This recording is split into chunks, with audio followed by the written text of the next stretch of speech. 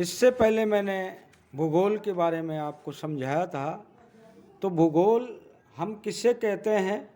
भूगोल अंग्रेजी के जो ज्योग्राफी शब्द है, अंग्रेजी के दो शब्दों जो लैटिन भाषा के दो शब्दों जी प्लस लोगोस से मिलके बना है। पौराणिक ग्रीक ग्रंथों के अनुसार जी शब्द प्राचीन पृथ्वी देवताओं को अंकित करता है, जबकि लोगोस का अर्थ ज्ञान होता है। इस प्रकार पृथ्वी का वर्णन करने वाला विज्ञान इसके अंतर्गत आता है, जो धरातल के विभिन्न तत्वों और क्षेत्रीय वितरणों का वर्णन मात्र ही नहीं अपितु स्वरूप और उत्पत्ति का सकारण विवरण भी प्रस्तुत करता है। इस प्रकार भूगोल में कहाँ, कैसे और क्यों प्रश्नों की उचित व्याख्या की जाती है। सभी विद्वानों ने भूगोल को पृथ्वी का विज्ञान माना है। इमैनुअल कांट के अनुसार हमारी जो पृथ्वी है उसके विषय में इन्होंने 1780 में समझाया कि भूगोल दृश्यमान परिघटनाओं का प्रतिवेदन है जो अंतरिक्ष में विभिन्न एक दूसरे के बाद गठित होती हैं। भौतिक भूगोल विश्व के ज्ञान का प्रथम भाग तथा सारभूत प्राथमिक तथ्य है, जिसके द्वारा संपूर्ण विश्व का बोध होता है। Physical geography is the first part of the world. Indeed it is essential preliminary for understanding our precipitation of the world. इसी तरह से फिलिप ने समझाया कि भूगोल एक वृहद ज्ञान रूपी वृक्ष है, जिसकी जड़ें भौतिक भूगोल की मिट्टी में निहित हैं तथा इसकी शाखाएं मानवीय प्रक्रियाओं के प्रत्येक चरण को आच्छादित करती हैं।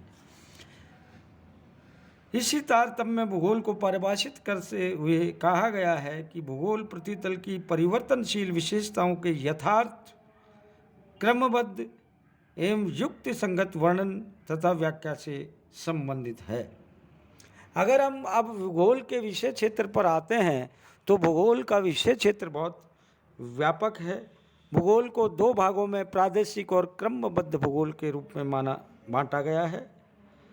क्रमबद्ध भूगोल को भी मानव भूगोल और भौतिक भूगोल में बांटा गया है। इस तरह से अन्वेषण काल के प्रारंभ से ही भूगोल को मानव जाति के एक ग्रह के अध्ययन के रूप में प्रतिपादित किया जाता रहा है।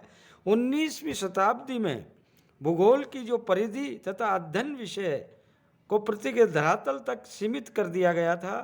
ब्रूंज के अनुसार धरातल के ऊपर एवं वायुमंडल के निचले भाग में ही वनस्पति, प्राणी तथा मानव जगत की सभी परिघटनाएं केंद्रित होती है।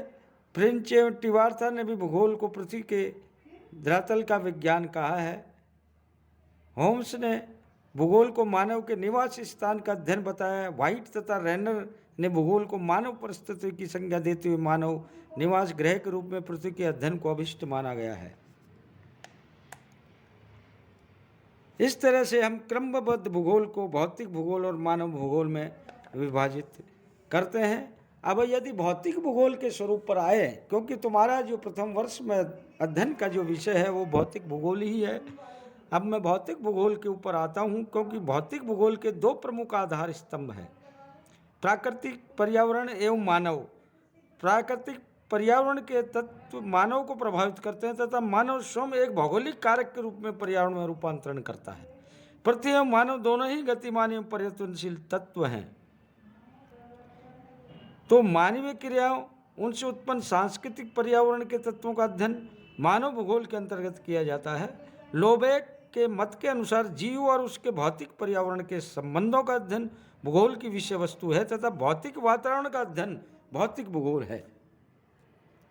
उन्होंने बताया कि the subject matter of geography may be defined as the study of the relationship existing between human life and physical environment. The study of physical environment along constitute physiography.